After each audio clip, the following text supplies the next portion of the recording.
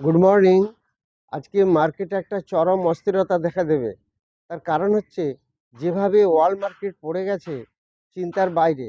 যদি আমরা দেখি ইন্ডিয়ান মার্কেট বা এশিয়ান মার্কেট বা ইউএসএ বা ইউরোপিয়ান মার্কেট, সেখানে দেখতে পাচ্ছি এশিয়ান মার্কেট সকালে যেগুলি খুলেছে, এসজিএক্স নিফটি 800 পয়েন্টের মতো প্রায় পড়ে গেছে। শুধু তাই নয়, তার সাথে সাথে নিফটি 4000 পয়েন্ট পড়ে গেছে, 7%। কসপি পড়ে গেছে 8%, প্রায় 442 পয়েন্টের মতো। হ্যাংসেং পড়ে গেছে 3%, 792 পয়েন্টের মতো। অতএব দেখা যাচ্ছে এই ক্রুড অয়েলের জন্য একটা বিশাল মার্কেটে চরম অস্থিরতা তৈরি হয়েছে।